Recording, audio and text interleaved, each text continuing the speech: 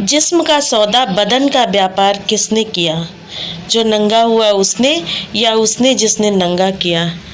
नमस्कार, मैं सुहानी सिंह अपने रेशमी पाजेब के इस सेगमेंट में एक बहुत ही ज्वलंत सामाजिक मुद्दे को आपसे रूबरू कर रही हूँ और यह है वेश्यावृत्ति, जो हमारे समाज पर एक बदनुमा दाग है। रेड लाइट एरिया में रहने वाली एक महिला की कलम से ये उसकी भावनाएं और एहसास मैं आप तक पहुंचा रही हूं। आप मुझे किसी भी नाम से बुला सकते हैं, रंडी या वेश्या, क्योंकि समाज में मुझे कभी सम्मानित नज़र से नहीं देखा। हमारे पास हर तरह के कस्टमर आते हैं, इसलिए थोड़ी बहुत अंग्रेजी भी आती है मुझे। मैं मुंबई के करीब 15 किलोमीटर के दायरे में एक ज़िले में रहती हूँ।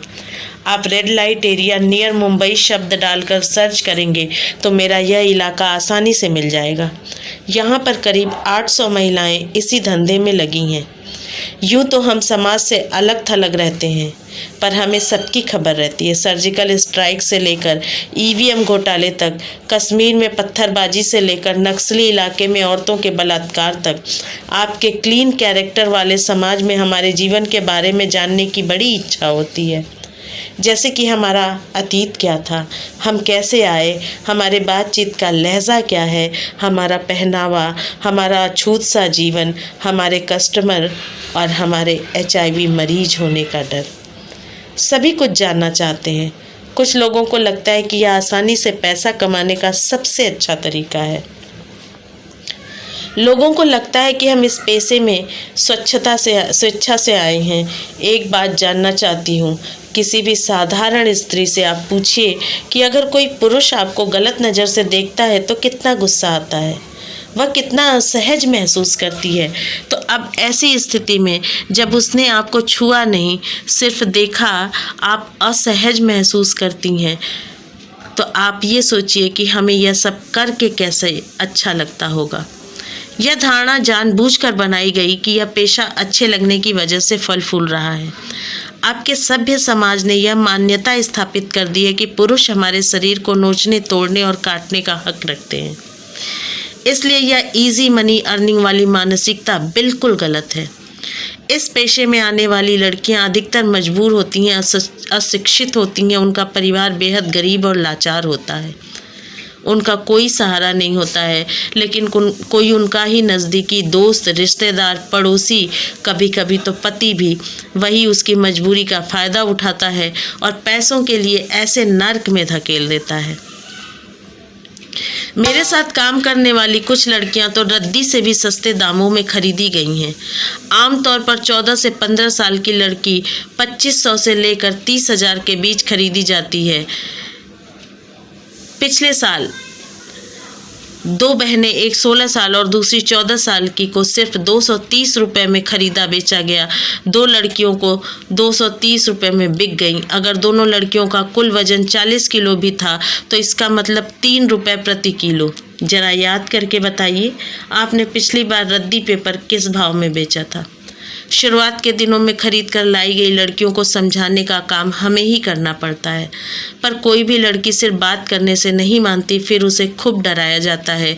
बहुत सारी लड़कियां डर के कारण मान जाती हैं और जो नहीं मानती हैं उनके साथ बलात्कार करते हैं, शारीरिक और मानसिक यातना देते हैं, बार बार, लगातार, तब तक जब तक वह इन यातनाओं के कारण टूट नहीं जाती और काम करने के लिए हाँ नहीं कर देती।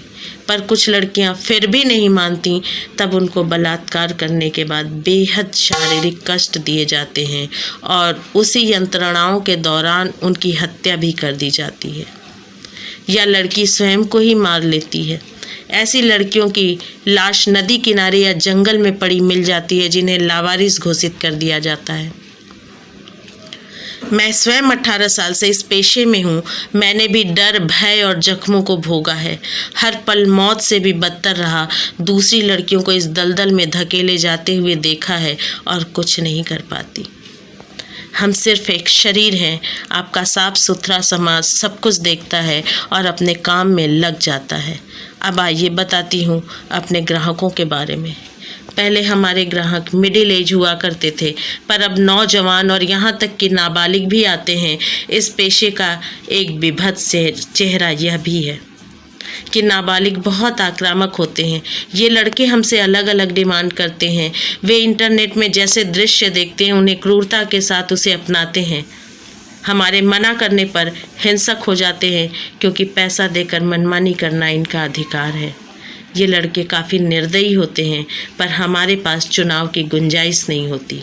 कुछ भी हो जाए, हमें वह हर आक्रमण, हर प्रयोग, हर चोट, हर दर्द सहना पड़ता है और किसी तरह से उस वक्त को गुजारना होता है। समाज में बैठे लोगों को लगता है हम बैठे बैठे मलाई खा रहे हैं और हमारे पास बेतहाशा कमाई है। सच तो यह है कि हमारी वित्तीय हालत देश के बजट जितना ही मुश्किल है समझना। हमें जब खरीदा जाता है तो वह रकम हमें ब्याज समेत चुकानी पड़ती है, जिसे हम 4 से 8 साल तक चुका पाते हैं। क्या आपको पता है हमारी खरीदी और बिक्री में लगी हुई पूंजी की ब्याज दरें कितनी होती हैं?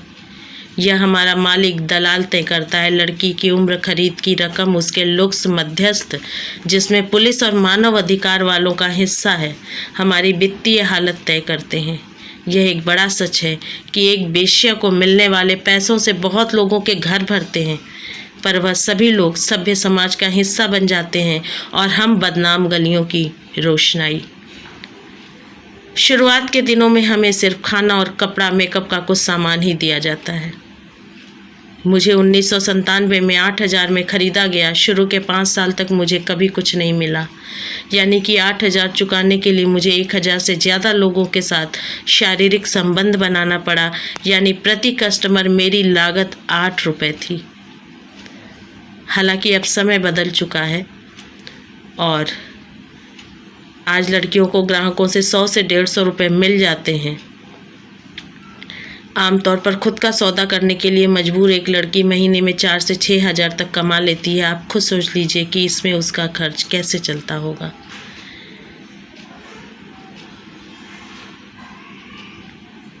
पिछले 18 सालों में देसी और विदेशी करीब 200 गैर सरकारी संस्थाएं देखी हैं। 7-8 को छोड़कर सब फर्जी हैं। ऐसा लगता है ये दोनों संस्थाएं मिलकर हमारी बस्तियों को बनाए रखने के लिए काम कर रही हैं।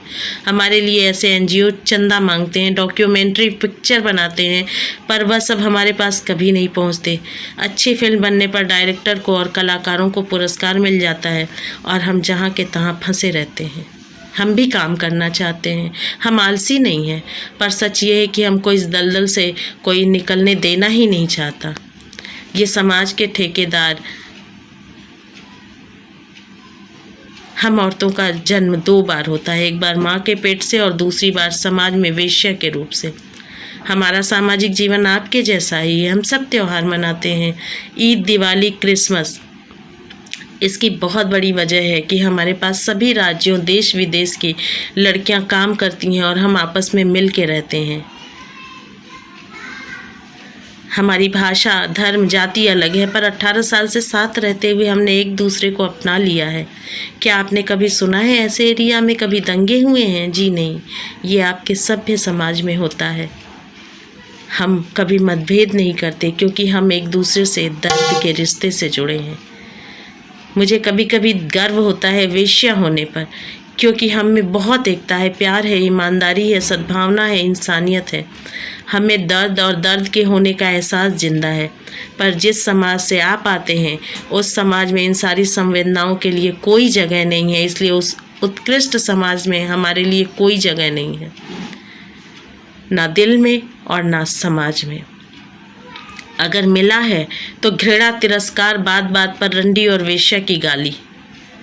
आपको बता दूं कि ये जो मेकअप में लिपि पुती फिल्मी रंडियां कुंठित पुरुषों की, कुंठित मर्दों की भावनाएं जगाती हैं, उन्हें हम ही शांत करते हैं। ये जो सफ़ेद कपड़ों में माइक लेकर के जातिवाद पे भाषण देते हैं, हिंदू, मुस्लिम, सिख, ईसाई करते हैं, ये रात के अंधेरों में हमारे बिस्तरों में कभी नहीं पूछते कि कौन हिंदू है और कौन मुसलमान है।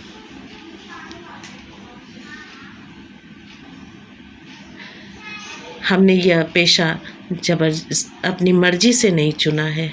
हमें जबरन इसमें धकेल दिया गया है और निकलने नहीं दिया जा रहा है। एक बार दिल पर हाथ रख के बताइए, क्या आसान है एक वेश्या का जीवन?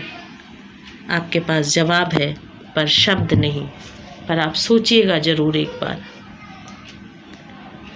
ये इनकी लेखनी से है और ये बहुत ही मार्मिक है। फिर भी मैं इस बात पे दृढ़ प्रतिज्ञ हूँ कि बस आप सुन के इसे भूल जाएंगे। आपके जो विचार हैं एक वेश्या के प्रति वो कभी भी नहीं बदलेंगे। तो अब इसके साथ ही मैं ये समाप्त करती हूँ। मेरी गली में नहीं आती सभ्यता दिन भर, मेरी गली में नहीं आती सभ्यता दिन भर, रात में भरे रास्ते वासना से तर, रात में भरे रास्ते वासना से तर, चेहरे का नाम नहीं ना ही पद की प्रतिष्ठा। सूरज उगने से पहले हम अमीर पैसों से, वे लाचार जेब से, हम अमीर पैसों से वे लाचार जेब से, पर शरीर का जवाब हमेशा सवालों में, पर शरीर का जवाब हमेशा सवालों में। कैसे हुई यह शुरुआत, क्यों बदली राह, कैसे हुई शुरुआत, क्यों बदली राह, धकेली गई इस गली में या लाई गई खरीद कर, धकेली गई इस गली में या लाई गई खरीद कर, हमेशा निरुत्तर मेरे सवाल, हमेशा निरुत्तर मेरे सवाल। तो अब इसे मैं यहीं समाप्त करती हूँ और आशा करती हूँ कि आप भी इस संवेदना से अपने आप को जोड़ पाए होंगे। आपसे चलते चलते अनुरोध करना चाहती हूँ, अपने वैल्यूएबल कमेंट हमें ज़रूर दें, साथ ही लाइक करें, शेयर करें और सब्सक्राइब करना ना भूलें।